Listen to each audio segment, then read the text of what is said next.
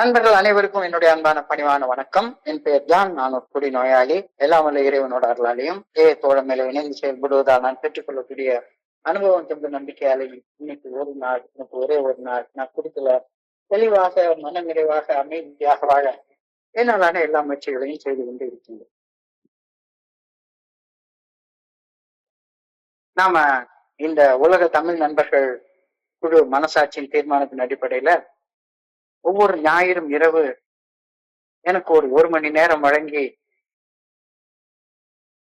முதல்ல 12 படிகள் அடங்கிய மீட்படையும் செயல் திட்டத்துல ஒவ்வொரு படியாக 12 வாரம் பார்த்தோம். அதற்கு அப்புறமாக 12 கோட்பாடுகள் 12 வாரம் பார்த்தோம்.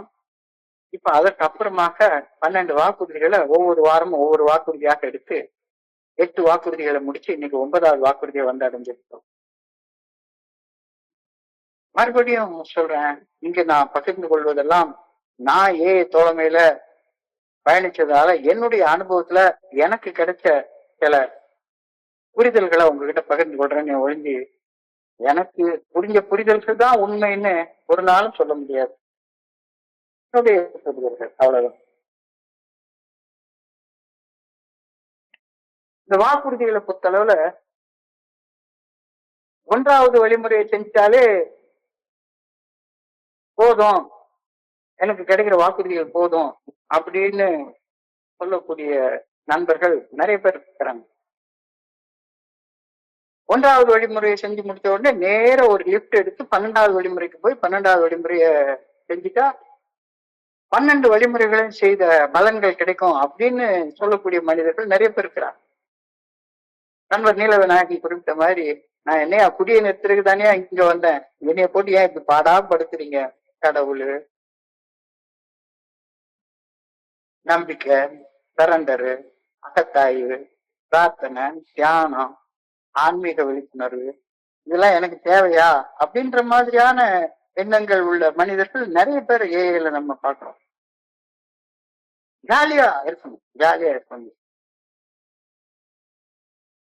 இருக்கணும் அப்படின்ற எண்ணம் வந்து ஏஐக்கு வந்ததுக்கு அப்புறமாகவும் மாறாம அதே மனநிலையில அதே ஆட்டிடியூட்ல அதே அவுட்லுக்ல வாழக்கூடிய மனிதர்களையும் நம்ம பார்க்கிறோம். அப்ப என்னுடைய மனநிலைமையில பெரிய புத்தகம் என்ன சொல்லுதுன்னு பார்த்தா, தோழமை பரிந்துரைக்கக்கூடிய 12 படிகள் அடங்கிய மீட்படையும் செயல் திட்டத்தை வாழ்க்கையாக வாழ்வதால் கிடைக்க வல்ல பலன்களை 12 வாக்குறுதிகளாக தொகுத்து கொடுத்திருக்காங்க அப்படின்னு தான் நான் பாக்குறேன். இது என்னுடைய அவுட்லுக். தோழமை பரிந்துரைக்கக்கூடிய 12 படிகள் அடங்கிய மீட்படையும் செயல் திட்டத்தை வாழ்க்கையாக வாழ்ந்தா என்ன கிடைக்கும்ன்றத தொகுத்து பார்த்தா அது இந்த வாக்குறுதிகள் மிகைப்படுத்தப்பட்ட வாக்குறுதிகள் போல தோடுது.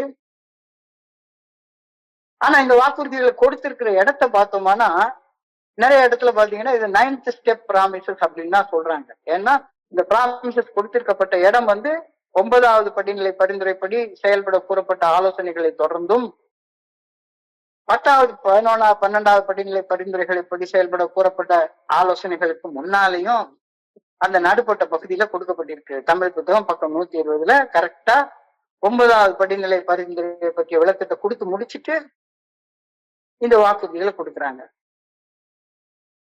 ஸோ இந்த வாக்குறுதிகளை கணக்கு பண்ணி பார்க்குற நேரத்துல 12 வாக்குறுதிகள் இருக்கு. 12 வாக்குறுதிகள் இருக்கு. இந்த வாக்குறுதிகளை வழங்குறதுக்கு முன்னால ஒரு நிபந்தனை வாக்கியத்தை சொல்லிட்டு அதுக்கப்புறமா வாக்குறுதிகளை சொல்லியிருக்காங்க. If we are painstaking at this stage of progress, we will be amazed when we are halfway through. இந்த வாக்குறுதிகளை வழங்குவதற்கு முன்னால சொல்லப்பட்டிருக்கிற பொதுவான ஒரு வாக்கியம். வளர்ச்சி அப்படின்னாலே அது என்னைக்குமே வலியோட இணைந்துதான் வளர்ச்சி இருக்கும். வலி இல்லாம வளர்ச்சி கிடையாது. No pain no gain. பொதுவாகவே வளர்ச்சி என்பது வலிகளோட இணைந்து மட்டும்தான் இருக்கும். No pain no gain. So தோழமையில வளர்ச்சியும் இதற்கு விதிவிலக்கு கிடையாது. 9வது படிநிலை வரைக்கும் கஷ்டப்பட்டு ஏறிட்டோம். 9வது படிநிலை வரைக்கும் கஷ்டப்பட்டு ஏறிட்டோம். இப்போ 9ல இருந்து 10க்கு போறது வந்து எல்லா படிநிலைகளும் இங்க வந்து ஒரே ஈக்குவல் ரைஸ்ல கிடையாது. 1வது படிநிலையில ஈஸியா ஏறி நின்றுலாம். 1ல இருந்து 2வது ஏறுறது கொஞ்சம் கஷ்டம், 2ல இருந்து 3வது ஏறுறது கொஞ்சம் கஷ்டம். 3ல இருந்து 4, 5, 5வது படியில இருந்து 6வது படி ஏறுறது வந்து மிகப்பெரிய உயரத்தை தாண்டணும். மிகப்பெரிய உயரத்தை தாண்டணும். 6வது படி ஏறுறதுக்கு அப்புறமா 7வது படி பரவாயில்ல, கொஞ்சம் உயரம் தாண்டினா போதும். 7ல இருந்து 8, 8ல இருந்து 9. இந்த 9ல இருந்து 10க்கு ஏறுறது வந்து நம்ம நினைச்சு பார்க்க முடியாத அளவு மிக உயரமான ஒரு படிக்கட்டு. மிக உயரமான படிக்கட்டு. 9ல இருந்து 10வது படிநிலைக்கு ஏறுறது மாதிரி கஷ்டமான வேலை. அகத்தாய்வு செய்து எனக்குள்ளார தப்பு செய்யணும்ன்ற எண்ணம் வந்த உடனேயே தப்பு செய்யறத ஒப்புக்கொண்டு, தப்பு செய்யற எண்ணம் இருக்கிறத ஒப்புக்கொண்டு தப்பு செய்யற செயலை தவிர்க்கிறது அவ்வளவு எளிமையான காரியம் கிடையாது. மிக மிக வலி தர வல்ல அனுபவம். மிக மிக வலி தர வல்ல அனுபவம். ஒருத்தன் எனக்கு 1 லட்சம் ரூபாய் லஞ்சம் தர்றேன்னு சொல்லிட்டான், வாங்குறதுன்னு முடிவு பண்ணிட்டேன். ஆனா மனசாட்சி உறுத்துது, வாங்காத அப்படின்னா அப்படி உள்ளுக்குள்ளார மனசு படும் பாருங்க ஒரு பாடு. 1 லட்சம் ரூபாய் அப்பா, 1 லட்சம் ரூபாய் சும்மா கிடைக்குது, சும்மா கிடைக்குது. அன்பளிப்பா கொடுக்குறான். வேண்டான்னு சொல்றதா? வலிக்கும், வலிக்கும். பக்கத்து வீட்டுக்கார பொண்ணு வலிய வந்து கையை நீட்டுறா. நீ அவளா பேசுற, அவ புருஷன் தெரியல அதனால அவளா கூப்பிடுறா. ஆனா வருது, ஆனா வருது. பல நழுவி பால்ல விழுது, அது நழுவி வாயில விழுது. வேண்டாம் சொல்றதா? அகத்தாய்வு செய்து முடிக்கிறதுங்கிறது வந்து அவ்வளவு ஈஸியான காரியம் கிடையாது. அகத்தாய்வுல தப்புன்னு தெரியுது, தப்பு செய்யாம இருக்கணும்னா உள்ளுக்குள்ளார வலிக்கும். செய்யாம இருந்தா மட்டும்தான் நீ பிரார்த்தனை மற்றும் தியானத்துக்கு போக முடியும். அகத்தாய்வு செய்து முடித்த பின் தியானம் மற்றும் பிரார்த்தனை ஆகியவற்றில் தொடர்ந்து செய்வது இறையர் பேராக்களுடன் எனக்கு ஏற்கனவே இருக்கும் உள்ளார்ந்த தொடர்பை அறிந்துணர்ந்து மேம்படுத்திக் கொள்ளவும், எனது படைப்பின் நோக்கத்தை அறிந்து அந்த படைப்பின் நோக்கத்தின்படி பணி செய்து கிடக்க ஆற்றலை வேண்டி பெற்று அந்த ஆற்றுடன் வாழ்வது. அதை விட என்னைய அது நான் என்ன சாமியாரா? வந்தோமா, ஒரு கேம்ப் ஃபயர் போட்டுட்டு சும்மா கொஞ்சம் புத்தாட்டம் போட்டனா, பிடிச்ச இடத்த சுத்தி பார்த்தனா, ஜாலியா சோறு தின்னா, இதை விட்டுவிட்டு என்னையா நீ வேற பிரார்த்தனைங்கிற, தியானங்கிற, அகத்தாய்வுங்கிற, படைக்கப்பட்ட நோக்கம்ங்கிற, இதெல்லாம் வலிக்கும், ரொம்ப வலிக்கும். 1ல இருந்து 11 வரை பரிந்துரைக்கப்பட்ட படிநிலை பரிந்துரைகளை பின்பற்றி வாழ்வதன் பலனாக பெறும் ஆன்மீக விழிப்புணர்வு தன்னுணர்வு பெறுவது ஒரு குடி நோயாளியால நினைத்து கூட பார்க்க முடியாது. என்னையா தன்னுணர்வு, மோட்சம், முக்தி, இதெல்லாம் எனக்கு எதுக்கு? என்கிட்ட வந்து ஏன் சொல்றீங்க? நான் வந்தேன்னா ஊர் சுத்தினா ஜாலியா இருந்துட்டு போறதை விட்டுவிட்டு இதை போய் ஏன் என்கிட்ட சொல்லிட்டு இருக்கீங்க அப்படின்றப்பதான் இதெல்லாம் செஞ்சா உனக்கு இந்த வாக்குறுதிகள் கிடைக்கும் அப்படின்னு எனக்கு வந்து ஒரு ஊக்கம் கொடுக்கறதுக்காக இந்த வாக்குறுதிகளை கொடுத்திருக்கிறாங்க. 9வது படிநிலை முடிச்சதுக்கு அப்புறமாக 10வது படிநிலை ஏறுறதுக்கு முன்னால இந்த நாடுபட்ட நேரத்துல இந்த வாக்குறுதிகளை கொடுத்திருக்கிறாங்க. ஸோ என்னுடைய கற்பனைக்கு எட்டாத வாக்குறுதிகள். விசாம பேசலாம், ஆனா என்னுடைய கற்பனைக்கு இது என்னன்னே எட்டவே மாட்டேங்குது. என்னுடைய அறிவு சார்ந்துதான் இந்த வாக்குறுதிகளை அணுகி பார்க்கிறேன். ஒன்னொன்னா பார்த்தா முதல்ல நான் ஒரு புதிய விடுதலையே, ஒரு புதிய சுதந்திரத்தை, ஒரு புதிய மகிழ்ச்சியை காண்பேன். என்னைய நான் வேற சுதந்திரம் இல்லாமல வாழ்ந்துட்டு இருக்கேன்? சுதந்திரமா தானே குடிச்சேன், சுதந்திரமா தானே ஊர் சுத்துறேன், இப்ப சுதந்திரமா தானே ஏன் காசை போட்டு தானே நான் எல்லா அனிவர்சரிக்கும் போறேன், ஒர்க் ஷாப்புக்கு போறேன். விடுதலை இல்லாமல வாழ்ந்துட்டு இருக்கேன். குழம்புது குழம்புது. முத நாள் வந்து விடுதலைன்னா என்ன, சுதந்திரம்னா என்ன, மகிழ்ச்சினா என்னன்றத பார்த்தோம். கடந்த காலத்துடன் சமாதானம், கடந்த காலம் பற்றிய வருத்தம் மறைந்து விடுகின்றது. சாந்தம் மற்றும் அமைதியின் பொருள் உணரப்பட்டு மனம் பக்குவம் அடைகின்றது. இது காம்ப்ரஹெண்ட் தி வேர்ட் செரினிட்டி, 3வது பிராமிஸ். கடந்த காலம் பற்றிய வருத்தம் போயிடும் அப்படின்றது 2வது பிராமிஸ். உள்ளுக்குள்ளார ஒரு டீப் பீஸ், அதை உணர ஆரம்பிப்போம் அப்படின்றது 4வது பிராமிஸ். பர்பஸ் ஆஃப் லைஃப், நோக்கமுள்ள அனுபவம், மற்றவர்களுக்கு பணி செய்வதற்காக கடந்த கால அனுபவங்களை பயன்படுத்தி கொள்வது, இது 4வது பிராமிஸ். கழிவிறக்கத்திலிருந்து விடுதலை, இது 6வது பிராமிஸ். கழிவிறக்கத்திலிருந்து விடுதலை, பயனற்ற தன்மை மறைந்து போகிறது, வாழ்க்கை வந்து யூஸ்லெஸ் லைஃப் அப்படின்ற எண்ணம்லாம் போயிடும். 7வது வாக்குறுதி, we will lose interest in selfish things and gain interest in our fellow men. தன்னலத்துடன் செயல்படுவதில் நாட்டம் குறைந்து சக மனிதர்களுக்கு பணி செய்து வாழ்வதில் நாட்டம் அதிகரிக்கும் அப்படின்ற 7வது பிராமிஸ். போன வாரம் 8வது பிராமிஸ். 8வது பிராமிஸ். இந்த 8வது வாக்குறுதி 7வது வாக்குறுதியோட நீட்டிப்பு போல போன வாரம் பார்த்தோம். ரொம்ப ஆழமான அர்த்தம் உள்ளது. Self seeking will slip away. Self seeking will slip away. தன்னலம் மற்றும் தன்முனைப்பை நாடும் குணம் அகன்றுவிடும். எங்க பார்த்தாலும் சரிதான், எனக்கு ஒரு மையமான இடம் வேணும், நான் நினைச்சது மட்டும்தான் நடக்கணும் அப்படின்ற அந்த குணம் மாறி போயிடும் அப்படின்றத பத்தி, இந்த செல்ஃப் சீக்கிங் பத்தி ரொம்ப ஆழமாக நம்ம போன வாரம் பார்த்தோம். இப்ப நமக்கு இந்த 9வது வாக்குறுதி. 9வது வாக்குறுதி, our whole attitude upon life will change. Our whole attitude and outlook upon life will change. attitude என்ன? மனப்பான்மை அல்லது அணுகுமுறை அப்படின்னு அர்த்தப்படும். மனப்பான்மைனா என்ன? ஒரு நிகழ்வை பற்றி எனக்குள்ளார நான் என்ன மாதிரியாக ஒரு மனசு, ஒரு மீனிங் வச்சிருக்கேன் அப்படின்றதுதான் மனப்பான்மை. என்னுடைய எல்லா செயல்கள்லயும் என்னுடைய ஆட்டிடியூட் வெளிப்படும். ஆட்டிடியூட் வெளிப்படாம இருக்கவே இருக்காது. அவுட்லுக் என்பது கண்ணோட்டம். கண்ணோட்டம் என்பது வாழ்க்கையை தற்பொழுது அல்ல எதிர்காலத்துல என்ன நடக்கும் அப்படின்ற ஒட்டு மொத்தமான ஒரு பார்வையாகும். ஸோ ஆட்டிடியூட், மனப்பான்மை என்பதன் அர்த்தம் ஒரு settled way of thinking and feeling. நான் நினைக்கிறதா ரைட்டு, நான் நினைக்கிறத ரைட்டு, நான் உணர்றத ரைட்டு, ஒரு நிலையான சிந்தனை முறை அல்லது ஒரு உணர்வு, இதைத்தான் ஆட்டிடியூட்னு சொல்றோம். Direct response to situation, a person or task. ஒரு சூழ்நிலை அல்லது ஒரு நபர் அல்லது ஒரு வேலை, ஒரு பணி, இதற்கு என்னுடைய நேரடியான ரெஸ்பான்ஸ், என்னுடைய நேரடியான ரெஸ்பான்ஸ், இதைத்தான் ஆட்டிடியூட் அப்படின்னு சொல்றோம்.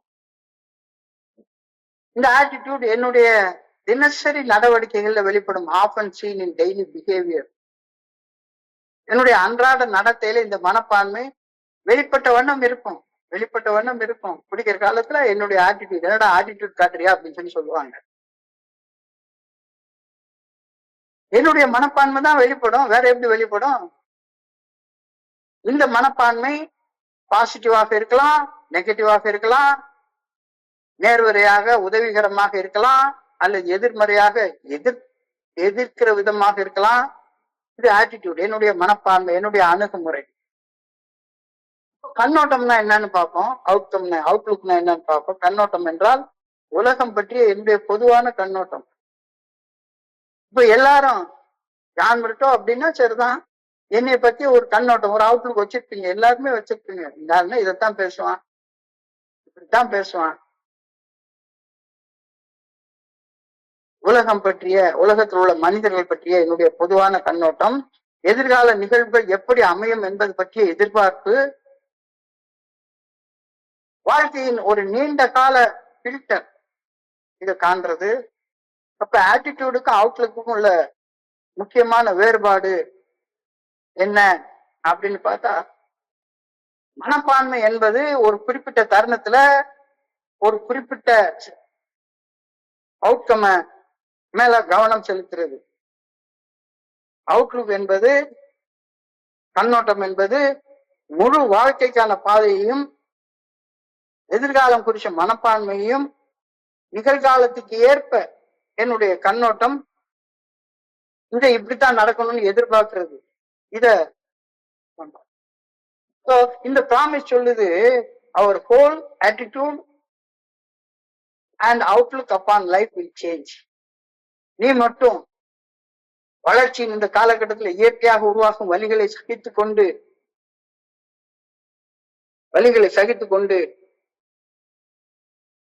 வளர்ச்சியில கவனம் செலுத்தி 10, 11, 12 படிகளை நீ வாழ்க்கையாக வாழ்ந்தால் உன்னுடைய வாழ்க்கை குறிச்சு உன்னுடைய அணுகுமுறையும் எதிர்காலம் நிகழ்காலம் குறிச்ச கண்ணோட்டமும் முற்றிலுமாக மாறிவிடும் அப்படின்னு சொல்றாங்க. ஒரு பாட்டு உண்டு, மாறாத ஐயா மாறாது மனமும் குணமும் மாறாது, மாறாத ஐயா மாறாது மனமும் குணமும் மாறாது, துறவியின் வாழ்வில் துயரம் வந்தாலும் தூய தங்கம் தீயில் வந்தாலும் அதோடைய குணம் மாறாது அப்படின்னு ஒரு பாட்டு சொல்றாங்க. காட்டு புள்ளியை வீட்டில் வச்சாலும் கரியும் சோறும் கலந்து வச்சாலும் குரங்கு கையில் மாலையை கொடுத்து கோபுரத்தின் மேல் நிற்க வச்சாலும் குணம்லாம் மாறாது அப்படின்னு ஒரு பாடலாசிரியர் எழுதுறாரு. ஆட்டிடியூட் அவுட்லுக் எல்லாம் மாறாது. குரங்கு குரங்காத்தான் இருக்கும், நாய் நாயாத்தான் இருக்கும், துறவி துறவியாத்தான் இருப்பாரு, தங்கம் தங்கமாத்தான் இருக்கும் அப்படின்னு சொல்லி சொல்றாரு. ஆனால் இந்த இடத்துல என்ன சொல்றாங்க? If you are painstaking at this stage of progress, வளர்ச்சியின் இந்த காலகட்டத்தில் இயற்கையாக உருவாகும் வழிகளை சகித்து கொண்டு நீ இந்த 10, 11, 12 படிகளை நீ செஞ்சேன்னா உன்னுடைய ஆட்டிடியூட்லயும் அணுகுமுறை மனப்பான்மையிலையும் உன்னுடைய அவுட்லுக்லயும் வாழ்க்கையை குறிச்ச உன்னுடைய கண்ணோட்டத்திலையும் மாற்றம் நடக்கும் அப்படின்னு சொல்லி சொல்றாங்க. உலகம் பற்றி என்னுடைய கண்ணோட்டம் மாறும், எதிர்கால நிகழ்வுகள் எப்படி அமையும் அப்படின்ற எதிர்பார்ப்பு மாறும். வாழ்க்கையை ஒரு நீண்ட கால ஒரு ஃபில்டராக பாக்குறது, நீண்ட காலமாக பாக்குறது. நான் இப்ப எப்படி இருக்குன்னு பாக்குறது அவுட்லுக் அப்படின்றது நீண்ட காலம் தொலைநோக்கு பார்வை, விஷன். ஒரு குறிப்பிட்ட தருணத்துல இலக்குல கவனம் செலுத்துறது ஆட்டிடியூட். முழு வாழ்க்கை பாதையையும் பார்க்கிறது அவுட்லுக். வாழ்க்கையை பற்றிய நம்முடைய அணுகுமுறையும் மனப்பான்மையும் கண்ணோட்டமும் முழுமையாக மாறும் என்பது ஏஏ தோழமை வழங்கும் 12 வாக்குறுதிகள்ல 9வது வாக்குறுதி ஆகும். ஏஏ தோழமை பரிந்துரைக்கக்கூடிய 12 படிகள் அடங்கிய மீட்படையும் செயல் திட்டத்தை வாழ்க்கையாக வாழும் போது ஏற்படக்கூடிய வழிகளை பொறுத்து கொண்டு சகித்து கொண்டு இந்த வழிமுறைகள்ல வாழ்க்கையை வாழ்ந்தால் இந்த நேர்மறை திருப்புமுனை ஏற்பட்டு 9வது வாக்குறுதி உன்னுடைய வாழ்க்கையில நிறைவேறும் அப்படின்னு சொல்லுது. உன்னுடைய ஆட்டிடியூட் மாறும், உன்னுடைய குணம் மாறும், உன்னுடைய அணுகுமுறை மாறும், வாழ்க்கையை பத்தி நீ பாக்குற கண்ணோட்டம் மாறும், தன்னலம் தன்முனைப்பு நீங்கி போயிடும், தன்னலமான எண்ணங்கள் தன்முனைப்புடனான சிந்தனைகள் உன்னை விட்டு விலகி போயிடும், பயம் உன்னை விட்டு விலகி போயிடும், மனிதர்கள் மீதான பயம், பொருளாதார பாதுகாப்பு உன்னை விட்டு விலகி போயிடும், ஒரு ஆழ்மான அமைதி உனக்குள்ளார குடிகொள்ளும். You will find peace. A new clarity will set in. சிந்தனைகள்ல ஒரு தெளிவு இருக்கும் அப்படின்னு தெளிவாக சொல்றாங்க. சிந்தனைகள் ஒரு தெளிவு இருக்கும். நான் குடிச்சிட்டு இருந்த காலகட்டத்துல when I was drinking, my attitude was totally selfish, totally self-centered. My pleasure, my comfort came first.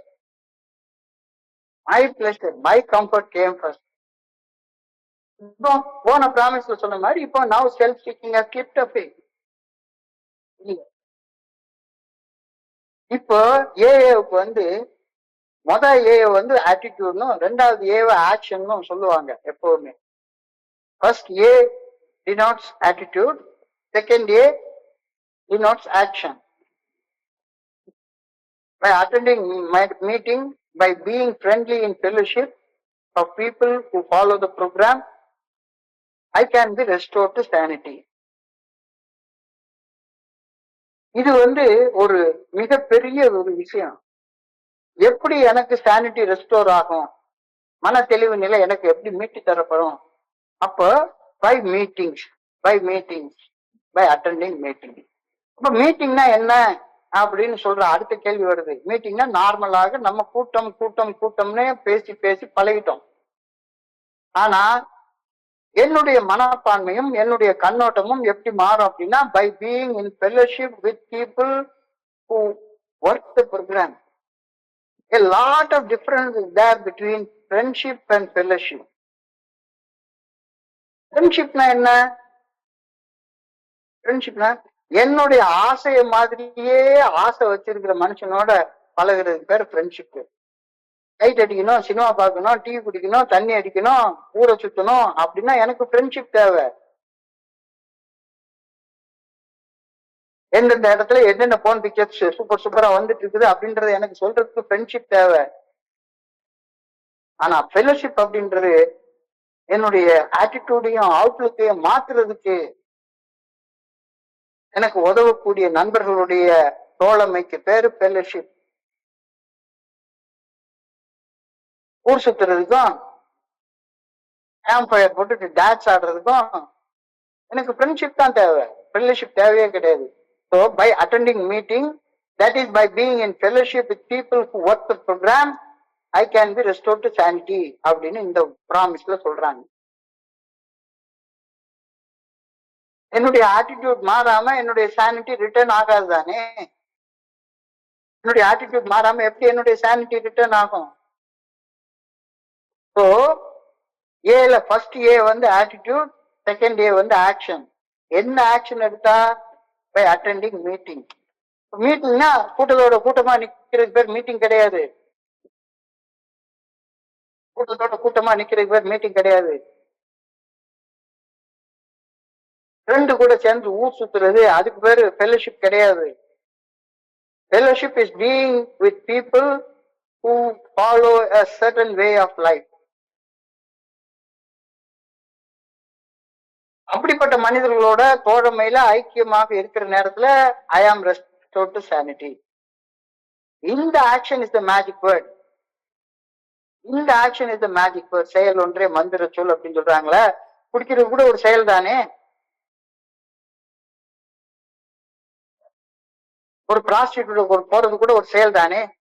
அந்த செயல் மந்திரத்தை உருவாக்கி தருமா? எந்த செயல் மந்திரத்தை உருவாக்கி தரும்?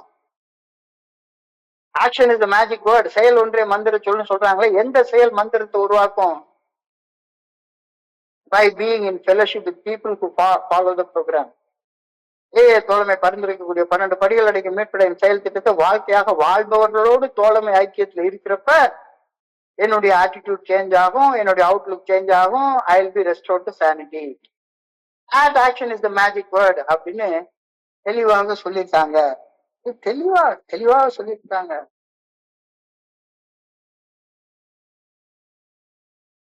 with a positive helpful attitude. with a positive helpful attitude. பணி செய்து கிடக்க வேண்டும் என்ற மனப்பான்மை, பணி செய்து கிடக்க வேண்டும் என்ற அணுகுமுறை, பணி செய்து கிடக்க வேண்டும் என்ற Outlook. I am willing to go to any lengths to stay sober.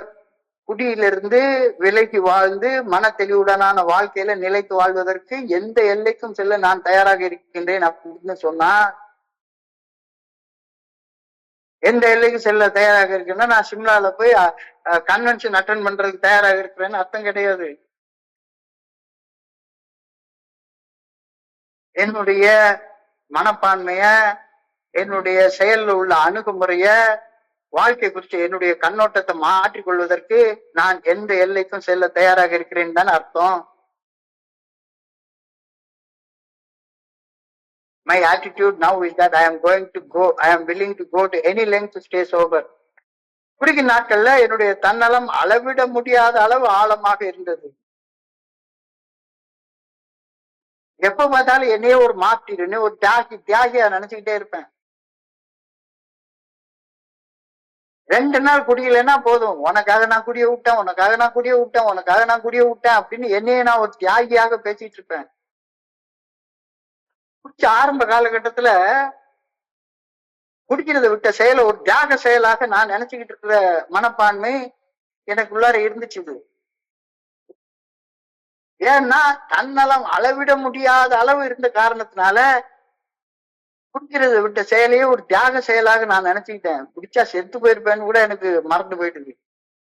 குடிக்கும் நாட்களில் என்னுடைய தன்னலம் அளவிட முடியாத அளவு ஆழமாக இருந்த காரணத்தினால குடிக்காம இருக்கிற செயலையே ஒரு தியாக செயலாக, என்னதையோ ஒரு பெரிய செயலை செய்யறதுக்காக ஒரு பெரிய தியாகத்தை பண்ணிட்ட மாதிரி நான் நினைச்சிட்டு இருந்தேன்.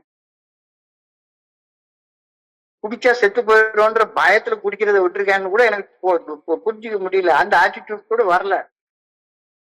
நான் அனுபவித்த ஒவ்வொரு வலி, வேதனை, துன்பம், துயரம் ஆகியவற்றின் பின்னணியில இன்னொரு மனுஷனுடைய செயல் இருந்ததாக நான் நினைச்சுக்கிட்டே இருந்தேன். நான் அனுபவித்த ஒவ்வொரு வலி, வேதனை, துன்பம், துயரம், சிக்கல், பிரச்சனை, கோபம், ஆத்திரம், பயம், இது எல்லாத்துக்கும் பின்னால இன்னொரு மனுஷனுடைய செயல் இருந்ததாக என்னுடைய மனப்பான்மை கருதியது. Everyone else had a role to play in my emotional turmoil. நான் உணர்வுகள்ல கொந்தளிக்கும் போது என்னுடைய உணர்வு கொந்தளிப்புகளுக்கு பின்னால யாரோ ஒரு மனுஷன் இருந்தான் அப்படின்ற மனப்பான்மை தான் எனக்குள்ளார இருந்துச்சு. Everyone else had to play some role in my emotional turmoil. யாராவது என்னை குத்தம் சொன்னா போதும், என்னால தாங்க முடியாத அளவு கோவம் வந்துடும். தாங்க முடியாத அளவு கோவம் வந்துடும். யாராவது என்னைய குத்தம் சொல்லிட்டு தாங்க முடியாத அளவு பயம் வந்துடும். I could not handle blame. என்ன யாரும் குத்தம் சொல்றது என்னால தாங்கிக் கொள்ளவே முடியாது. இதுதான் என்னுடைய சுபாவம், என்னுடைய மனப்பான்மை. யாராச்சும் குத்தம் சொன்னாங்கன்னா அந்த குத்தத்துல உண்மை இருக்கா பொய் இருக்கா அப்படின்னு சிந்திச்சு பார்க்கக்கூடிய அளவுக்கு பொறுமையெல்லாம் எனக்கு இருந்ததே கிடையாது. If anyone blamed me for something, I could not figure out how to shift the blame. யாராச்சும் என்ன மேல ஒரு குத்தம் சொல்லிட்டாங்கன்னா அந்த குத்தத்தை எடுத்து எவன் தலை மேல போடுறது அப்படின்னு அப்படித்தான் யோசிப்பேன். நான் காரணம் கிடையாது. என்னை ஒருத்தர் குத்தம் சொல்றாரு, இந்த குத்தத்தை அடுத்தவன் தலையில போடுறது எப்படி, இப்படிதான் யோசிப்பேன். I would become completely unglued and sink into despair. யாராச்சும் என்னைய குத்தம் சொல்லிட்டாங்கன்னா போதும், அப்படியே ஒட்டஞ்சு செதஞ்சு போய் விரக்தியில மூழ்கி போய் 10 நாள் ஒண்ணுமே பேச தெரியாது. அதுக்கு நான் கண்டுபிடிக்கிற வழி ஒண்ணு பார்ல போய் உட்கார்ந்து ஒரு மூலையில உட்கார்ந்து குடிச்சுக்கிட்டே உட்கார்ந்துருப்பேன். அல்லது ஏஐ மீட்டிங்ல எங்கேயாச்சும் ஒரு இடத்த மூலையில உட்கார்ந்துட்டு உளறிக்கிட்டே உட்கார்ந்துருப்பேன்.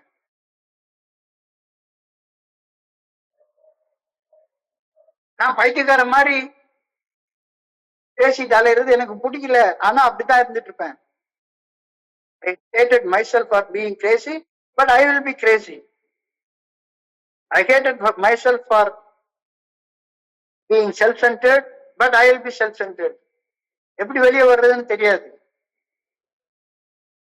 I will be hating myself for having to blame everyone. அடுத்தவங்களை குத்தம் கூடுறது தப்புன்னு தெரியும். பொண்டாட்டி, பிள்ளை, அம்மா, அப்பா, நண்பர்களு எல்லாரையும் குத்தம் சொல்றது எனக்கு பிடிக்கலதான், தப்புன்னு தெரியுது. ஆனா டீ கடையில உட்கார்ந்தா அல்லது யாரு கூடயாச்சும் போன்ல பேசினா 1.5 மணி நேரம் குத்தம் மட்டும் தானே சொல்லிக்கிட்டே உட்கார்ந்துருக்கேன். இதுதானே என்னுடைய மனப்பான்மை, என்னுடைய அணுகுமுறையாக இருக்கிறது. குத்தம் சொல்லலைன்னா மண்டை வெடிச்சிரும் போல எனக்கு தோணுது. I hated myself for being petty and mean. ரொம்ப சில்லறத்தனமா நடந்துட்டேன். அது எனக்கே பிடிக்கல. ஆனாலும் சில்லறத்தனமா தான் நடந்துட்டு இருக்கிறேன். I could not stop my behavior pattern. நான் இப்படி நடந்து கொள்றதை என்னால மாற்றவே முடியல. I am not able to alter my attitude. I am not able to alter my outlook. அதே மாதிரியே 41 வருஷம் சோபர்னு சொல்லிக்கிறேன். ஆனா மறுபடியும் உட்கார்ந்து யார்கிட்ட போன பேசினாலும் சரிதான், மறுபடியும் கிறுக்குத்தனமா பேசிட்டு உட்கார்ந்துருக்கேன். செல்ஃப் சென்டர்டா பேசிட்டு உட்கார்ந்து இருக்கிறேன். என்னுடைய குறைபாடான நிலைக்கு யாரையாச்சும் புத்தகம் சொல்லிட்டே உட்கார்ந்து இருக்கிறேன். ரொம்ப சில்லறத்தனமா மீனா பேசிட்டு உட்கார்ந்து இருக்கிறேன். ஆனா இந்த அணுகுமுறை, இந்த ஆட்டிடியூட், இந்த மனப்பான்மை, இந்த கண்ணோட்டம் மாறும் அப்படின்னு சொல்றாரு இந்த பிராமிஸ்ல. My whole understanding of selfishness was completely inside out and upside down. செல்ஃபிஷ்னஸ்னா என்னன்னு எனக்கு சரியா புரிஞ்ச தெரியல. I thought that taking time for myself was selfish. I thought that anything other than constant giving was selfish. I had everyone in their standards. I thought self-care was selfish. I thought that self-care was selfish.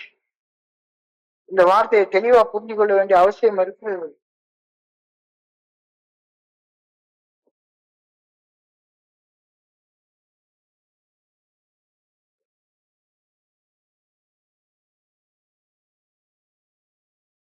My whole understanding of selfishness was completely inside out and upside down.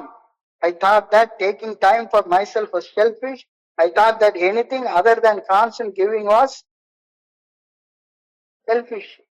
என்னை பத்தி அக்கறை கொள்றது, காலையில 4:30 மணிக்கு எழும்புறது, பிரம்ம முகூர்த்தத்துல எழும்புறது, ஒரு 1/2 மணி நேரம் தியானம் பண்றது, குளிச்சுட்டு எனக்கு என்ன உணவு செட் ஆகுமோ அந்த உணவை சாப்பிடுறது,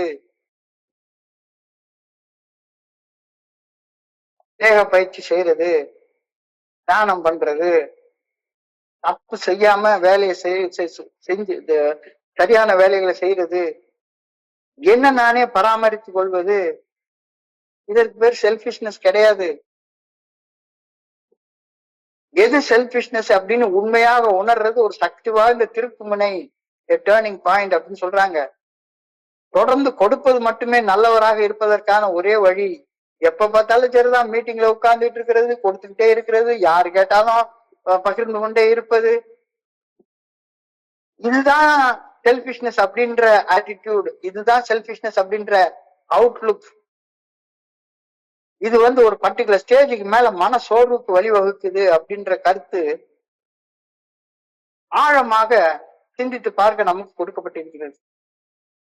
உண்மையான சுய அக்கறை, செல்ஃப் கேர், எனக்குள்ளார அருவமாக இருந்து என்னை இயக்கக்கூடிய இறைவனை உணர்வதற்கு அக்கறை எடுத்துக்கொள்வது என்பது தன்னலம் அல்ல, தன்முனைப்பு அல்ல. அதுதான் உண்மையான சுய நலம். சுயம் என்றால் இறைவனை குறிக்கக்கூடிய சொல். சுயம்பு என்றால் ஆரம்பமும் இல்லாமல் முடிவும் இல்லாமல் இருக்கக்கூடிய ஒன்று. எனக்குள்ளார இருக்கக்கூடிய இறைவனை உணர்வதற்கு அக்கறை எடுத்துக் கொள்வது, அது செல்ஃபிஷ் அப்படின்ற attitude.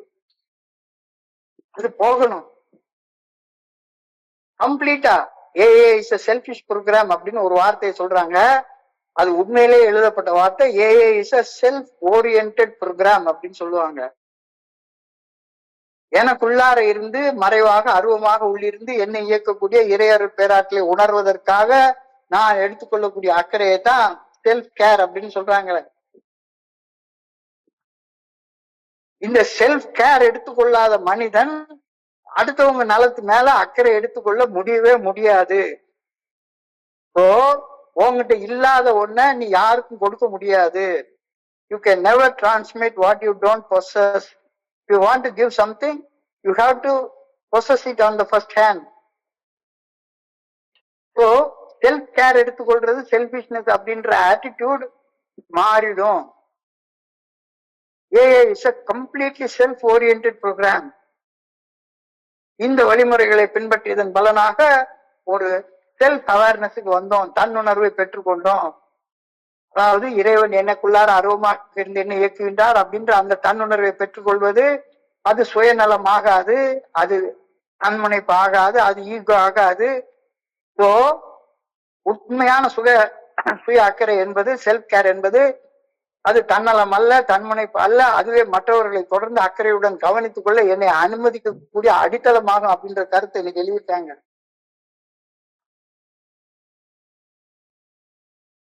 Self care, self care, அதுதான் ஃபியூவல், அதுதான் ஃபியூவல். என்னைய செல்ஃப் கேர் பண்ணி என்னைய முழுமையாக வைத்துக் கொள்ளலைன்னா நான் யாருக்குமே எதையுமே கொடுக்க முடியாது, நான் யாரையுமே எதுக்குமே கொடுக்க முடியாது.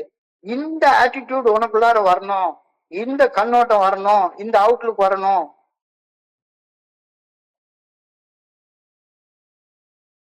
யாராச்சும் ஒருத்தங்க என்னைய வா தாய்லாந்துக்கு போய் மசாஜுக்கு மசாஜ் பண்ணிக்கலாம், கன்வென்ஷன் அட்டன் பண்ணிக்கலாம் அப்படின்னு சொன்னா, இல்லப்பா ஏன் பொருளாதாரம் அதுக்கு அனுமதி கொடுக்காது அப்படின்னு நோ சொல்ல கத்துக்கிறது. மற்றவர்களுக்கு நோ என்று சொல்வது சில சமயங்களில் என்னுடைய சொந்த மன ஆரோக்கியத்திற்கு ஆம் என்று சொல்வதாகும். Don't yes say yes when you want to say no, don't say no when you want to say yes. எந்த நேரத்துல ஆம்னு சொல்லணும், எந்த நேரத்துல இல்லைன்னு சொல்லணும் அப்படின்றத தெளிவாக தெரிந்து கொள்வது உன்னுடைய ஆட்டிடியூட், உன்னுடைய அவுட்லுக் பொறுத்தது. இந்த ஆட்டிடியூட் மாறும், இந்த அவுட்லுக் மாறும். ஓய்வு என்பது வாழ்க்கையின் ஆக்கப்பூர்வமான ஒரு பகுதி. நான் எப்ப பார்த்தாலும் ஓய்வு ஒழிச்சு இல்லாம காலையில 6 மணிக்கு எழும்பி ஹெட்போனை காதுல வச்சேன்னா ராத்திரி 11:30 மணிக்கு தான் ஹெட்போனை தூக்கி கீழே போடுவேன் அப்படின்றது it is not self care. ஓய்வு என்பது வாழ்க்கையின் ஒரு ஆக்கப்பூர்வமான பகுதி. அது நான் சம்பாதித்து பெற வேண்டிய வெகுமானம் அல்ல, ஓய்வு எடுத்து பெற்றுக்கொள்ள வேண்டிய ஒரு மனப்பான்மை. ஆரோக்கியம் மற்றும் ஆரோக்கியமற்ற கவனம் அப்படின்ற வார்த்தையை சொல்றாங்க. தன்னலம், மற்றவர்களின் நலனில் அக்கறையின்றி அவர்களிடமிருந்து எடுத்துக்கொள்வது, அது ஆரோக்கியமற்ற ஒரு விஷயம். எல்லாமே எனக்கு தான், உங்ககிட்ட இருக்கிறது எனக்கு தான், என்கிட்ட இருக்கிறது எனக்கு தான் அப்படின்ற மாதிரியான மனப்பான்மை. நான் ஆரோக்கியமாக இருப்பதற்காக என்னுடைய ஆற்றலையும் என்னுடைய மன அமைதியையும் பாதுகாத்துக் கொள்வது செல்ஃப் கேர். இது செல்ஃப் கேர். இந்த செல்ஃப் கேர் பண்ணி நீ வளர்ந்தாதான் உன்னால அடுத்தவங்களுக்கு எதையாவது கொடுக்க முடியும் அப்படின்ற அந்த ஆட்டிடியூட், அந்த மனப்பான்மை உனக்கு வந்திருக்கா? அந்த மனப்பான்மை வந்திருக்கா? இப்போ இந்த ஆட்டிடியூட், இந்த மனப்பான்மை ரொம்ப முக்கியமானது, ரொம்ப முக்கியமானது. இத நல்ல தெளிவாக புரிந்து கொள்ள வேண்டிய அவசியம் இருக்குது அப்படின்னு கருத்து சொல்றாங்க.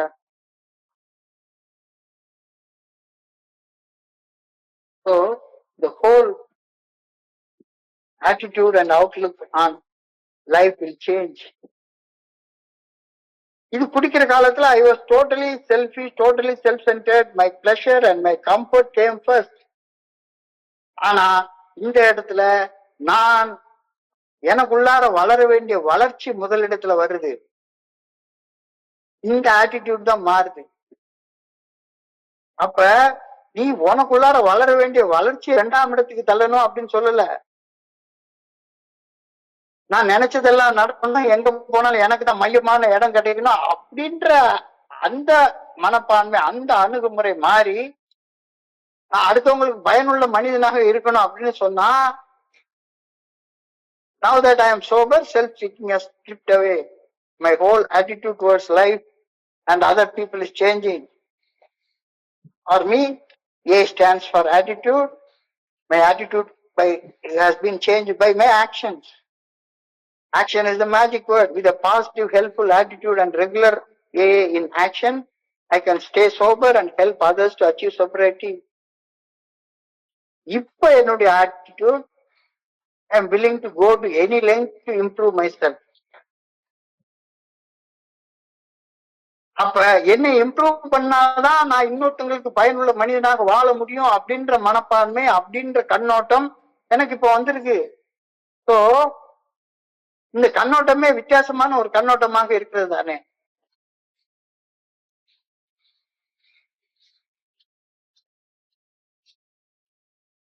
நான் குடிக்கிற காலத்திலயும் சரி, ஏஏ தலைமையில வந்து இணைந்த ஆரம்ப காலத்திலயும் சரி, I had no idea how selfish I was.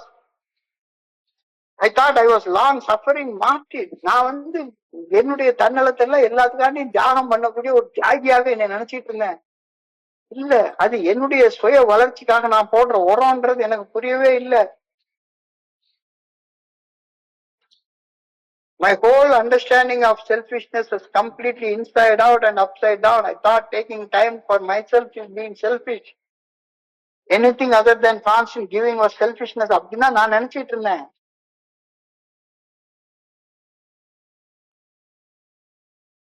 உண்மையிலேயே நான் ஆரம்ப காலகட்டத்துல வந்து ஒரு 10 நாள் இருக்கும். சென்னையில தேனாம்பேட்டில் ஸ்ட்ரீட் ஆஃப் குரூப் தான் என்னுடைய ஹோம் குரூப். இப்போ அந்த கேசரி ஹைஸ்கூல்ல நிறைய பில்டிங் எல்லாம் கட்டி வச்சிருக்கிறாங்க. ஒரு காலத்துல கடைசியில எண்டுல மட்டும்தான் பில்டிங் இருக்கும். ஒரு ஓட்டு கட்டடம் மட்டும்தான் இருக்கும். அந்த ஓட்டு கட்டடத்துல எண்ட் ரூம்ல எங்களுக்கு ஒரு ரூம் கொடுத்துருப்பாங்க.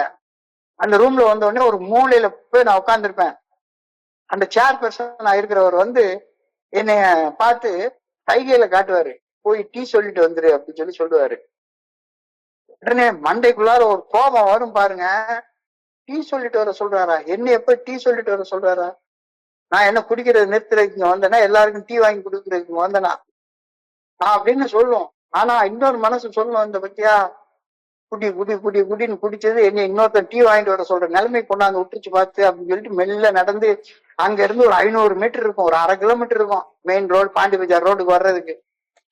அந்த பாண்டி பஜார் ரோடுக்கு வந்து ஒரு டீ கடையில, அந்த காலத்துல வந்து இந்த மாதிரி பேப்பர் கப்பு ஒன்னெல்லாம் கிடையாது. அவன் என்ன பண்ணுவான், இந்த டீ கிளாஸ வச்சு தூக்கிட்டு போறதுக்கு ஒரு வட்டமா போட்டிருக்கோம். அப்போ அந்த காலத்துல ஒரு 12 பேர் 15 பேர் தான் வருவாங்க. 2 இதுல டீயை தூக்கிட்டு அங்க இருந்து வருவேன். இங்க இருந்து போறப்பே ஒரு நண்பர் சொல்லி விட்டுருவாரு, எனக்கு சர்க்கரை இல்லாம டீ சொல்லிடு அப்படின்பாரு. அங்க இருந்து இங்க 1/2 கிலோமீட்டர் நடந்து வர்றதுக்குள்ளார டீ ஆறி போயிடும். உடனே என்னையோட மூத்த நண்பராக இருக்கிறவர் ஒண்ணு சொல்லுவாரு, காதுல பட சொல்லுவாரு, ஒரு ஒழுங்கா சூடா கூட டீ வாங்கிட்டு வர தெரியல, நீ எல்லாம் எங்க சோபரா இருக்க போற அப்படின்னு. அப்படியே சர்ன்னு மண்டைக்குள்ளார ஏறும். இதுல ஒருத்தர் மறந்து போயிடுவேன், சக்கரை இல்லாம டீ வாங்கிட்டு சொல்லியிருக்கிறாரு அப்படி சொல்லிட்டு. உடனே அவர்கிட்ட கொண்டாந்து அந்த டீயை கொடுத்தா, என்னை சக்கரை போட்டு சக்கரை நோயாளிக்கு சாவடிக்க பாக்குறியா அப்படின்னு சொல்லி அவர் ஒரு கமெண்ட் அடிப்பாரு. ஆனா இந்த கமெண்ட் எல்லாமே மண்டையை போட்டு குழப்பம். ஆட்டிடியூட் என்ன பண்ணும், இந்த வேலையை விட்டுறணும் அப்படின்னு, இது வேண்டாம் அப்படின்னு. உடனே அடுத்த வாரம் அழகாக ஒரு பிளாஸ்க் வாங்கி சக்கரை இல்லாம டீ போட்டு வாங்கிக்கிட்டு, கையில கொஞ்சம் கிளாஸ் எடுத்துக்கிட்டு, சர்க்கரையை வந்து ஒரு பேப்பர்ல மடிச்சு வாங்கிட்டு, அவர் கையில முதல்ல எடுத்த உடனே, இந்த பாருங்க சூடா டீ இருக்கு, குடிங்க, சர்க்கரை வேணும்னா போட்டுக்குங்க, வேண்டாம்னா சர்க்கரை இல்லாம சாப்பிடுங்க. ஸோ என்னுடைய ஆட்டிடியூட் அண்ட் அவுட்லுக் மாறுது. இல்ல உணர்ச்சி தடுமாறி உணர்ச்சி கொந்தளிச்சு இவனுக்கெல்லாம் டீ சொல்றது எனக்கு எதுக்கு அப்படின்ற எண்ணத்தோட போயிருந்த அப்படின்னு சொன்னா, the first thing when I came into the program, one of the first things I was advised to do was to take coffee commitment அப்படின்னு ஒரு புத்தகத்துல எழுதியிருக்கிறத நான் படிச்சிருக்கிறேன். முதல்ல எடுத்தோடனே பெருசா சோபர் கீப்பர் அதெல்லாம் பாக்குறது இல்ல ஐயா. கூட காஃபி கொடுக்க கத்துக்கோ, சூட காஃபி கொடுக்க கத்துக்கோ. எப்படி சூடா காஃபி கொடுக்கறது அப்படின்ற சூட்சமத்தை கூட உனக்கு புரிஞ்சு தெரியலன்னா என்ன அப்படின்னு சொல்லி ஒரு கேள்வி கேட்கிறாங்க. அப்போ attitude and Outlook on life வந்து எப்படி மாறுது பாருங்க.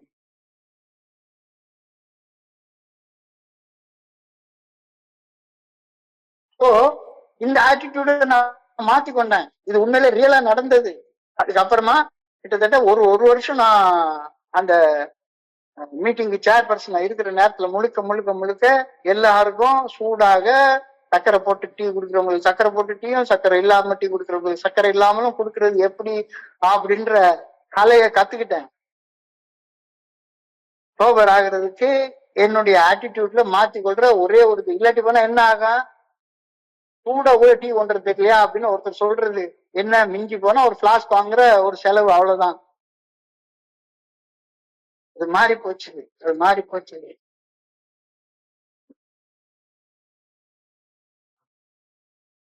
எல்லா மனிதர்களும் இந்த மாதிரி இருக்கிறத பாக்குறப்ப, fortunately there were other people in the meeting who came to set up.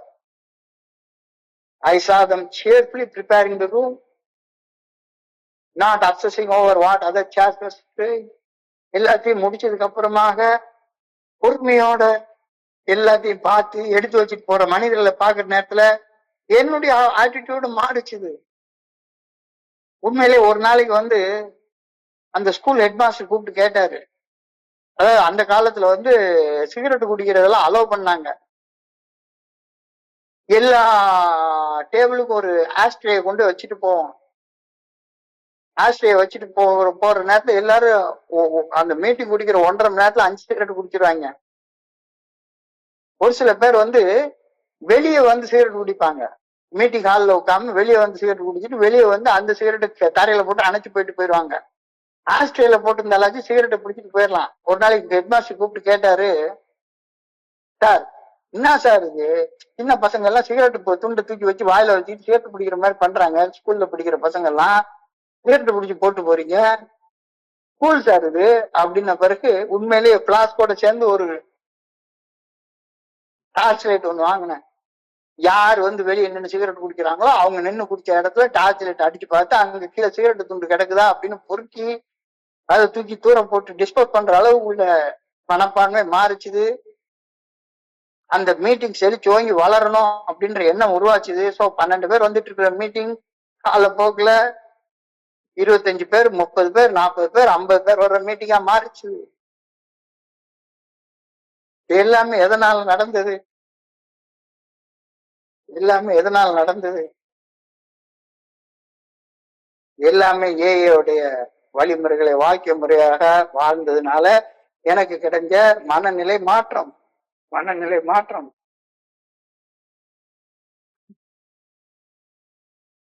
நான் சமீபத்துல ஒரு கவிஞர் எழுதின இந்த ஹைக்கூ கவிதை அப்படிம்பாங்க. ஹைக்கூ கவிதை நீங்க படிச்சிருப்பீங்கன்னு நினைக்கிறேன். சும்மா ஒரு வரி கவிதை, ஒரு வரி கவிதை, ரொம்ப அழகான கவிதை. அதை படிச்சு படிச்சு ஒரு நாள் முழுக்க சிந்திச்சு கொண்டே இருந்திருந்தேன். ஆழமான பெருங்கடலை ஒரு சிறு மீன் குஞ்சு தன் வாளால் அசைத்து பார்க்க முயற்சித்தது அப்படின்னு ஒரு கவிஞர் எழுதியிருக்கிறாரு. ஒரு ஆழமான பெருங்கடலை, பெரும் சமுத்திரத்தை ஒரு சின்ன மீன் குஞ்சு தன் வாளால் அசைத்து பார்க்க முயற்சித்தது. என்ன ஒரு அழகான வரி பாருங்க. ஒரு சிறு முயற்சியும் பெரிய இலக்கை அடைவதற்கு வழிவகுக்கும் அப்படின்ற நம்பிக்கையை காட்டக்கூடிய வரிகள். ஒரு ஆழமான பெரும் சமுத்திரத்தை ஒரு சிறிய மீன் குஞ்சு தன்னுடைய வாளால் அசைத்து பார்க்க முயற்சிக்கிறது. இந்த ஏங்கிறது அவ்வளவு பெரிய சமுத்திரம். இங்க யாரையும் ஒண்ணு என்னால செய்ய முடியாது. ஆனாலும் கூட நான் இதுக்குள்ளார நீஞ்சிக்கிட்டு உட்கார்ந்து இருக்கிறேன். பெரிய கடலை ஒரு மீனால் அசைக்க முடியாது என்றாலும் அதன் விடாமுயற்சி அந்த மன உறுதியை வெளிப்படுத்துகின்றது. முயற்சி முயற்சி முயற்சி. எப்பேற்பட்ட பெரிய செயலையும் தொடக்கத்திலிருந்து தொடங்கலாம். ஆட்டிடியூட் மாற்றம், அவுட்லுக் மாற்றம். நம்பிக்கை, தோல்வி, பயம் இல்லாமல் செய்யக்கூடிய செயல் வெற்றிக்கு வழிவகுக்கும். தொடர் முயற்சி ஒரு நாள் பெரிய மாற்றத்தை உண்டாக்கும். இந்த கவிதையை வந்து நான் நினைச்சு ஒரு 2-3 நாள் இந்த கவிதையை மண்டைக்குள்ளார விட்டு போகவே இல்லை. ஆட்டிடியூட் மாற்றத்தை பாருங்களேன். இத்தினோண்டு மீன் குஞ்சு அவ்வளோ பெரிய சமுத்திரம், அவ்வளோ பெரிய சமுத்திரம், இத்தினோண்டு குஞ்சு அதுவும் வாழை ஆட்டுன்னு ஆட்டி அந்த சமுத்திரத்தை அசைத்து பார்க்க முயற்சி பண்ணுதா. சமுத்திரத்தில் நீஞ்சதுன்னு சொல்றது பதிலா அந்த கவிஞருடைய சிந்தனை, அவனுடைய ஆட்டிடியூட் பாருங்களேன், அந்த கண்ணோட்டம் பாருங்களேன். ஒரு சிறிய மீன் குஞ்சு தன் வாளால் ஆழ்ந்த சமுத்திரத்தை அசைத்து பார்க்க முயற்சி செய்கின்றது. நானும் அதே மாதிரிதான் இருக்கணும். ஆட்டி பாரு, முயற்சி, விடாமுயற்சி விஸ்வரூப வெற்றி அப்படின்னு சொல்லுவாங்க. ஆட்டிக்கிட்டே இரு. உன்னால செய்யக்கூடியது செஞ்சுக்கிட்டே இரு. ஏகப்பட்ட விமர்சனங்கள் வரும். எவ்வளவு விமர்சனங்கள். நேற்றுக்கு ஒரு நண்பர்கிட்ட மீட்டிங் வந்து 8:30 மணிக்கு வந்தாரு. 8:30 மணிக்கு மீட்டிங் வந்து 8:25 மீட்டிங்குள்ளா இருக்கலாம் இருந்தாரு. என்ன சார் இது ஒரு 5 நிமிஷம் முன்னால வந்து இப்படி பண்ணணும்னு நினைக்கிறீங்களே? இல்ல எனக்கு அந்த டிராபிக் இந்த டிராபிக் அப்படின்னு சொன்னாரு. எங்க ஊர்ல டிராபிக்னு சொன்னா சரிதான். திருநெல்வேலியில இந்த கார்னர்ல இருந்து அந்த கார்னருக்கு போனனாலே 1/2 மணி நேரத்துல போயிடலாம். ஆனாலும் அவர் சொன்னாரு. சொன்ன உடனே நான் வந்து இங்க வேடிக்கை பாக்குறதுக்காக நம்ம வர்றது இல்லை சார் அப்படின்னு ஒரு வார்த்தையை நான் விட்டுட்டேன். அவரு ரொம்ப கஷ்டப்பட்டுட்டு இருக்காரு சோபரா இருக்கிறதுக்கு. இங்க வேடிக்கை பாக்குறதுக்காக நான் வரல அப்படின்னு. அவ்வளவுதான். அவருடைய ஆட்டிடியூட்ல வந்து பெரிய மேட்டர் ஆக்கிட்டார். இங்க என்ன நான் அவுத்து போட்டு டான்ஸ் ஆடுறாங்களா அப்படின்னு கேட்கிறாரு சார் அப்படின்னு சொல்ற லெவலுக்கு கொண்டு போயிட்டாரு. நான் வேடிக்கை பார்க்க வர்றது இல்ல, இங்க வந்து பிரேயர் டு பிரேயர் மீட்டிங் இருந்தால் உங்களை மாதிரி ஆளுங்களுக்கு ரொம்ப வசதியா இருக்கும் அப்படின்னு சொன்ன ஒரு வார்த்தை. ஆட்டிடியூட் ஆட்டிடியூட் ஆட்டிடியூட் அவுட்லுக் இது வந்து ரொம்ப முக்கியமான ஒரு பங்கு வகிக்குது அப்படின்றத என்னால தெளிவாக புரிந்து கொள்ள முடியுது.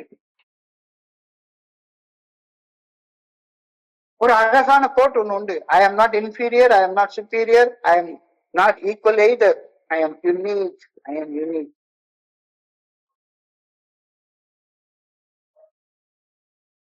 நான் தாழ்ந்தவனும் அல்ல, நான் உயர்ந்தவனும் அல்ல, நான் எவருக்கும் சமமானவனும் அல்ல, நான் தனித்துவம் வாய்ந்தவன். நான் தாழ்ந்தவனும் அல்ல, நான் உயர்ந்தவனும் அல்ல, நான் சமமானவனும் அல்ல, நான் முற்றிலும் தனித்துவம் வாய்ந்தவன் அப்படின்ற வரிகள் என்னுடைய ஆழமான தன்னம்பிக்கையும் சுயமரியாதையும் வெளிப்படுத்துகின்றன அப்படின்ற கருத்தை இந்த ஆட்டிடியூட தான் ஏஐ வளர்த்து விடுது. இங்க வந்து இருக்கிற எல்லாருமே வந்து யாரும் யாருக்கும் குறைஞ்சு போனவங்க கிடையாது, யாரு யாரையோட உயர்ந்தவங்க கிடையாது, அதே நேரத்துல எல்லாரும் எல்லாருக்கும் சமமானவங்களா அதுவும் கிடையாது. ஆனா ஒவ்வொருத்தரும் அவங்களுடைய ஆட்டிடியூட், அவங்களுடைய அவுட்லுக் இது தனித்துவம் வாய்ந்ததாக இருக்கிறது. இப்ப நான் மாறணும் அப்படின்னா என்னுடைய ஆட்டிடியூட மாத்தணும், என்னுடைய அவுட்லுக்க மாத்தணும். யாரோடு என்னை ஒப்பிட்டு கொள்ளாமல் என்னுடைய தனித்துவத்தை நானே உணர்வது வாழ்க்கையை மிக அழகான ஒன்றாக மாற்றுகின்றது. இங்க வர்ற எவரோடு என்னை எடை போட தேவையே கிடையாது. என்னுடைய பாதை எனக்கானது மட்டும்தான். என்னுடைய பலம், என்னுடைய பலகீனம் என்னை தனித்துவம் வாய்ந்த மனிதனாக மாற்றுகின்றது. நல்லா யோசிச்சு பாருங்க, நல்லா யோசிச்சு பாருங்க.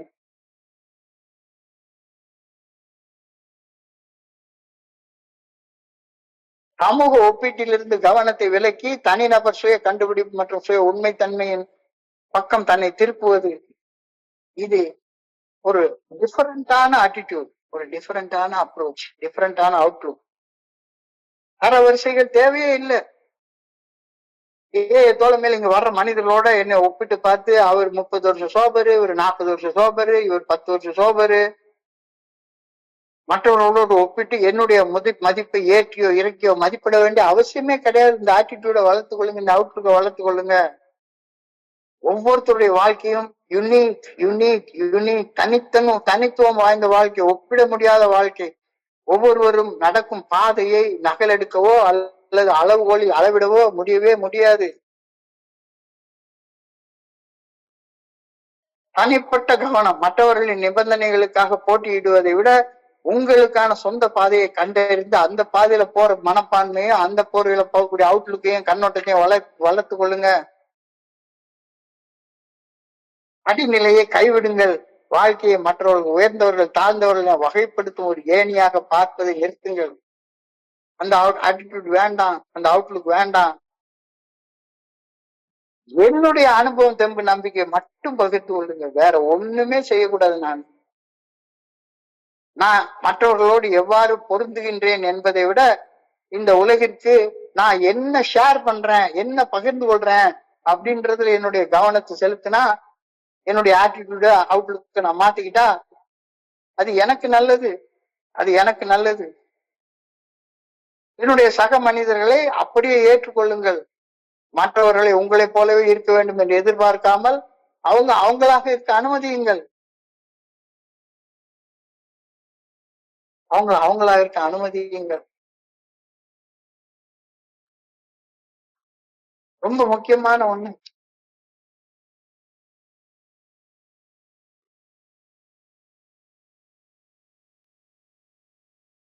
ஒரு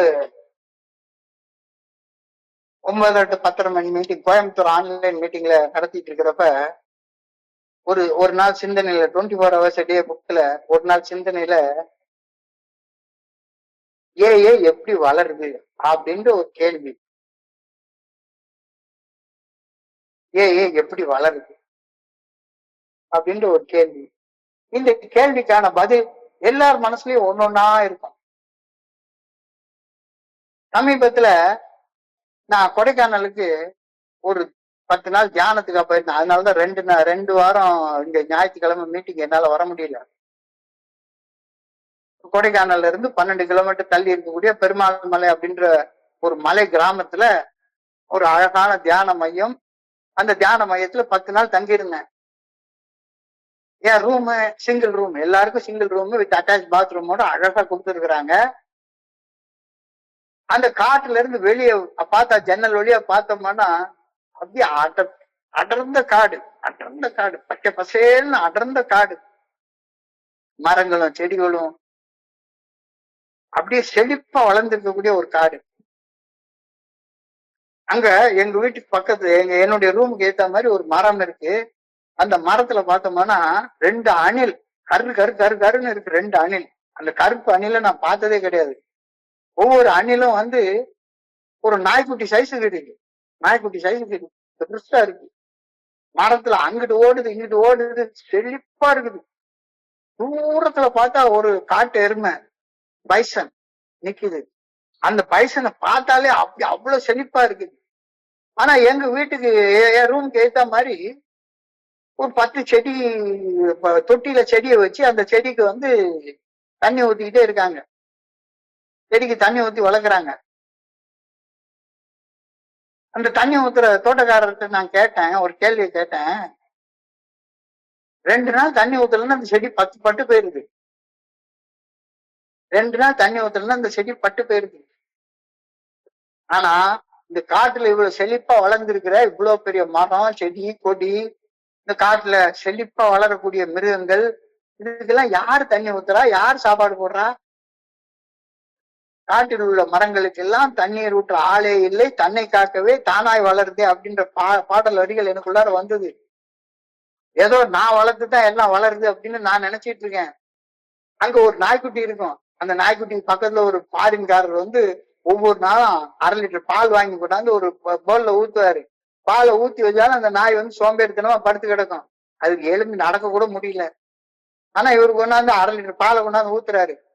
அந்த பாலை கொண்டாந்து அது வாயு பக்கத்துல வச்சாதான் அது போய் குடிக்கவே செய்யுது. ஆனா அங்க தூரத்துல பார்த்தோம்னா போதும் காட்டு நாய், காட்டு நரி, இதெல்லாம் பாத்தீங்கன்னா எவ்வளவு செழிப்பா இருக்குது, செழிப்பா இருக்குது. இப்ப காட்டை யார் வளர்க்கிறா? கடவுள் வளர்க்கிறார். மரங்களின் ஆழமான ஆணி வேர்கள் நிலத்தடி நீரை தேடி ஆழமாக செல்கின்றன. மழை பெய்யும் போது மண்ணும் மரமும் நீரை உறிஞ்சி பாதுகாத்து வைத்துக் கொள்கின்றன. மரங்கள் செடிகளில் இருந்து உதிர்ந்து விடும் இலைகள் மண்ணுக்கு இயற்கையான உரமாக மாறி ஒவ்வொரு செடியும், ஒவ்வொரு மரமும், ஒவ்வொரு விலங்கினமும் செழிப்பா செழிப்பா இருக்கு. ஆனா இங்க மனுஷன் திட்டம் போட்டு வளர்க்குற அசெட் ஷால் நெவர் பி ஆர்கனைஸ்ட்னு சொல்லி பில்டப்ல அழகா எழுதி வச்சிருக்காரு. இங்க ஆர்கனைஸ் பண்ணி வளர்க்குறது எல்லாமே 5 பேர் 10 பேர் உட்கார்ந்துக்கிட்டு வீணா போய் உட்கார்ந்து இருக்கிறது. ஸோ ஏஐ எப்படி வளர்கின்றது, ஹவு டஸ் ஏஐ க்ரோ அப்படின்ற அந்த ஆட்டிடியூட், அந்த அவுட்லுக், அதான் எனக்கு நானே கேட்டுக்கிறேன். ஏஐ தோழமையும் இயற்கையாக வளரும் ஒரு காடு போல ஏஐ தோழமையை யாரும் ஒருங்கிணைத்து உரம் போட்டு வளர்க்கிறதே கிடையாது. தன்னை காக்க ஏஐ தோழமை தானாய் வளர்கின்றது.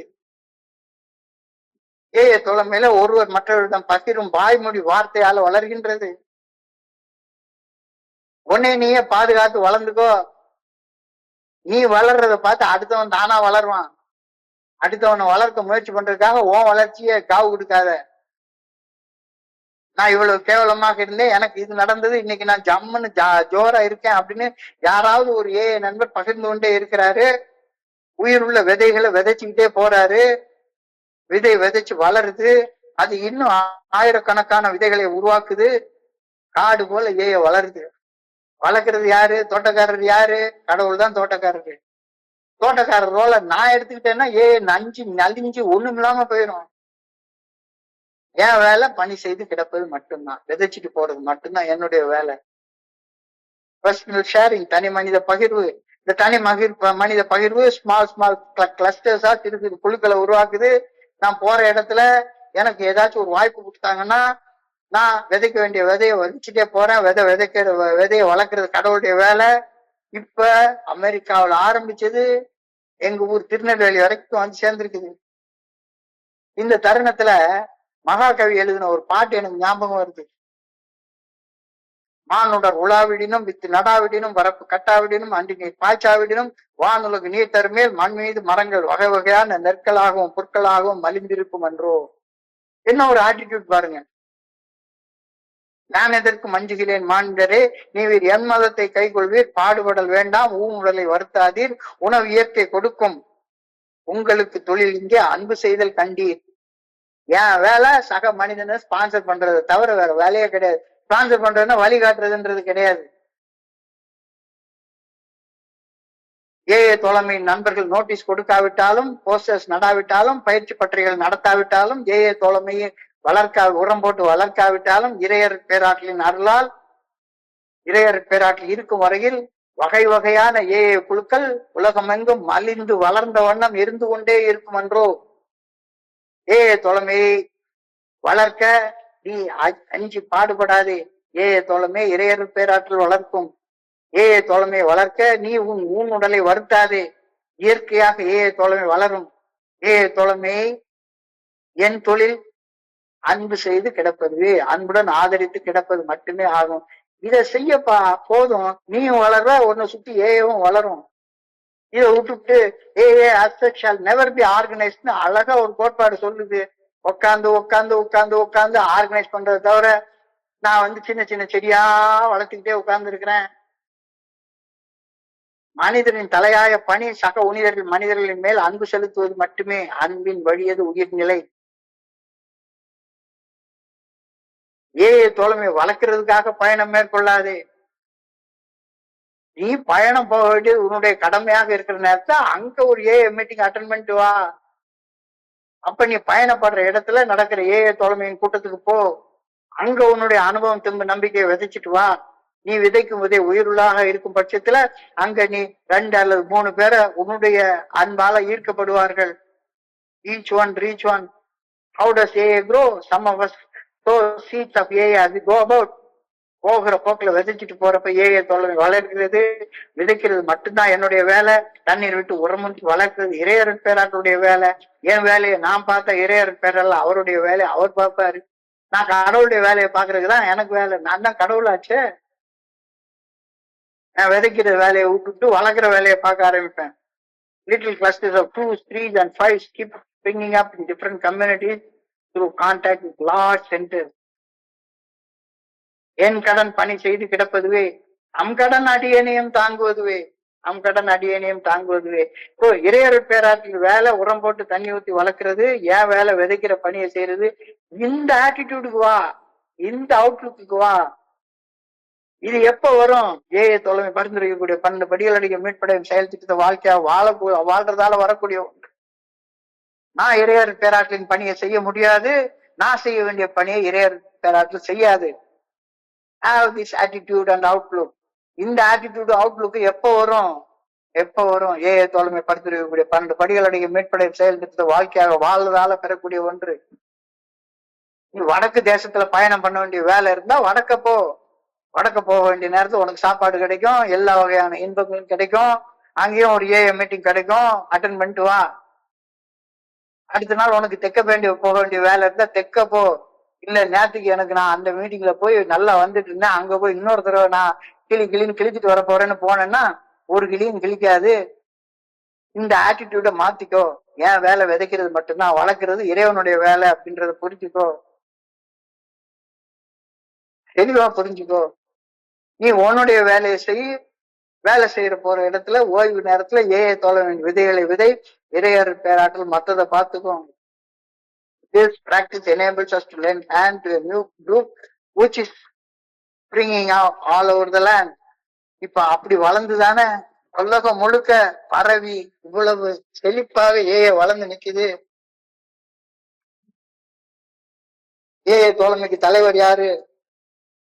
கடவுள் மட்டும்தான், இறையர் பேராற்றல் மட்டும்தான். இன்னைக்கு எங்கேயோ அமெரிக்காவில இருந்து இங்க சேர்ந்திருக்கு. நம்ம என்ன பண்றோம்? சரித்திரத்தை பேசுறதுலயே காலத்தை கழிச்சிட்டு இருந்ததுனால அவர் கொண்டாந்தாரு, இவர் கொண்டாந்தாரு, அவருடைய முயற்சியால நடந்தது, இவருடைய முயற்சியால நடந்தது, எவருடைய முயற்சியாலையும் நடக்கவே இல்லை. ஏஏ தோழமைக்கு தலைமை இறையர் பேராற்றல் மட்டும்தான். நான் எனக்கு செய்ய சொன்ன வேலையை செய்தா நான் நம்பிக்கை பெற்ற வேலைக்காரனா மட்டும்தான் இருக்கணும். கடல் தாண்ட பறவைக்கெல்லாம் இளைப்பாற இடமே இல்லை, கலங்காமலே கண்டம் தாண்டுமே. கண்டம் தாண்டி இன்னைக்கு வந்துருக்கு எத்தனையோ பேரு. இந்த தோழமையுடைய செயலை செய்யறதுக்கான ஆற்றலை யாரு கொடுக்குறா? யாரு கொடுக்குறா? ஆனா எனக்கு இந்த ரெண்டு சேர்ந்துருச்சு. ஒரு நேரத்துல நான் நம்பிக்கையோட இருக்கிறேன், இன்னொரு நேரத்துல முழுமையான அவநம்பிக்கையோட இருக்கிறேன். ரெண்டு சேர்ந்து எனக்கு இருக்கிறது, ரெண்டு முழுமையாக சேர்ந்திருக்கிறது. நம்பிக்கைக்கும் அவநம்பிக்கைக்கும் இடையில சிக்கி சரியா தவிச்சிட்டு உட்கார்ந்து இருக்கிறேன். தோழமையே நான் வளர்க்கணும் அப்படின்ற ஒரு மனப்பான்மை, ஒரு ஆட்டிடியூடு, ஒரு அவுட்லுக் இருக்கு. ஆனா நான் வளர்றதுக்கு அதுக்கு விலையா கொடுக்குறேன். யோ ஒண்ணும் செய்யாதையா, நீ வளரு, தானா வளரும். நம்பிக்கைக்கும் அவநம்பிக்கைக்கும் இடையில் சிக்கி மனம் தவியாய் தவிக்கின்றது. இந்த தவிப்பு, வலி, பயம் ஆகியன உதவிக்காக நம்முடைய தேவைகளை பறைசாற்றுகின்றன. வாழ்க்கை வலிக்கும் போது எல்லாவற்றையுமே நம்மால தனியாக தாங்க முடியாது அப்படின்றது இந்த தவிப்பு உணர்த்துது. வலி ஏன் வருது? இழப்பு அல்லது துக்கத்தால் ஏற்படும் ஆழ்ந்த காயம் நம்முடைய வலியை உடைத்து, நம்முடைய வலிமையை உடைச்சி ரொம்ப பலகீனமா உணர வைக்குது. அறியப்படாத எதிர்காலம் நம்மை சிறியவர்களாக பாதுகாப்பற்றவர்களாக உணர வைக்குது. எவ்வளவு பண்ணினாலும் சரிதான், ஒரு வகையான தனிமை. நாம் புறக்கணிக்கப்பட்டவர்களாக உணரும் போது சாஞ்சி அழுகிறதுக்கு ஒரு தோல் தேவைப்படுகிறது. நாம் பலகீனமானவன், எளிதில் உடைந்து போகக்கூடியவன். நான் நம்பவும் இளைப்பாறும் ஒரு பாதுகாப்பான இடம் எனக்கு தேவைப்படுகிறது. நான் உரம் போட்டு வளர்க்க வரல, இருந்த ஸ்ட்ரென்த்தை எடுத்துட்டு வளர்றதுக்கு நான் வந்திருக்கேன். இந்த ஆட்டிடியூட், இந்த அவுட்லுக் உனக்குள்ளார வரணுமா வேண்டாமா? ஆனா என்னுடைய அவுட்லுக்ல என்ன இருக்கு? நான் வளர்க்கறதுனால நான் வளர்றேன் அப்படின்ற அவுட்லுக் இருக்கு, அப்படின்ற ஆட்டிடியூட் இருக்கு.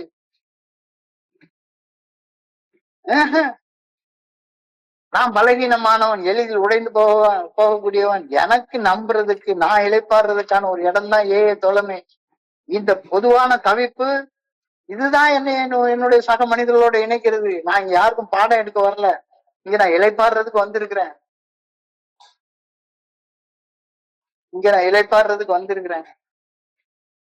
நான் இங்க பாடம் எடுக்கிறதுக்கு வந்திருக்கிறேன் அப்படின்ற மனப்பான்மை, அப்படின்ற அணுகுமுறை, அப்படின்ற கண்ணோட்டம் என்னைய கிறுக்கனா மாத்திரும். யாருக்கும் பாடம் எடுக்க எவனாலே முடியாது. இங்க வந்திருக்கிறது நான் இளைப்பாடுறதுக்கு, நான் வளர்றதுக்கு, எனக்கு தேவையான ஆற்றலை பெற்றுக்கொண்டு போறதுக்கு நான் இங்க வந்திருக்கிறேன். தவிப்பு ஆன்மா முன்னேற்ற விருப்பம் கொள்வதை காட்டுகின்றது. நீங்க என்ன பண்ணாலும் சரிதான், இந்த ஆட்டிடியூட்ல நீ வந்தன்னா ஏவுக்கு உரம் போட்டு வளர்க்க நான் வந்திருக்கேன் அப்படின்னு சொல்லி நினைச்சேன்னா வளர்க்கவே முடியாது. அப்படின்ற தவிப்பு உனக்குள்ளார வர ஆரம்பிச்சிடும். இந்த தவிப்பு உன்னுடைய ஆன்மால ஒரு வெறுமைய, தனிமையை உணர வைக்கும். வேண்டாம், அதை விட்டுரு.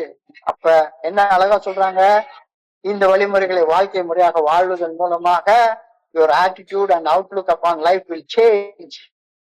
இல்ல, நான் வளர்க்கறதுக்கு வரல, வளர்றதுக்கு தான் நான் வந்திருக்கிறேன் அப்படின்ற ஆட்டிடியூடும் அப்படின்ற அவுட்லுக்கும் உனக்கு வரும். Simple, very very simple, very very simple.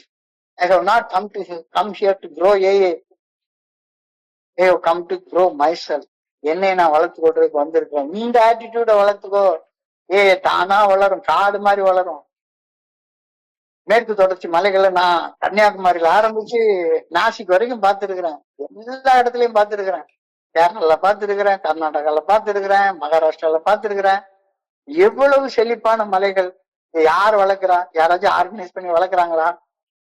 இதே மாதிரிதான் ஏவும் உங்களுடைய தலைமையின் கீழே வளருது. நானும் சேர்ந்து வளரணும் அப்படின்ற ஆட்டிடியூடையும் அப்படின்ற மனப்பான்மையை நான் வளர்த்து கொண்டால் இதனால எனக்கு பிரயோஜனம் உண்டு. அந்த ஆட்டிடியூட் எப்போ வளரும்? தோழமை பரிந்துரைக்கக்கூடிய 12 படிகளுடைய நெட்லைன் செயல் திட்டத்துக்கு பேக்கேஜா எடுத்துக்கொண்டு வாழ்ந்தால் வளரும் அப்படின்ற கருத்தை நண்பர்களோட பகிர்ந்து கொண்டு என்னுடைய பகிர்வை நான் நிறைவு செய்து கொள்றேன். எனக்கு இந்த பகிர்வதற்கான இந்த வாய்ப்பு வழங்கிய குழுவிற்கு என்னுடைய பணிவான நன்றிகளை தெரிவித்துக் கொள்றேன். இதுவரைக்கும் பொறுமையாக கேட்ட ஒவ்வொரு நண்பருக்கும் என்னுடைய பணிவான நன்றிகள். இந்த இரவு பொழுது நண்பர்களுக்கு இனிமையான இரவாக இறைவன பணியோடு வேண்டிக் கொள்கின்றேன். நன்றி நன்றி நன்றி நன்றி நன்றி நன்றி நன்றி. வாழ்க வையகம், வாழ்க வளமுடன்.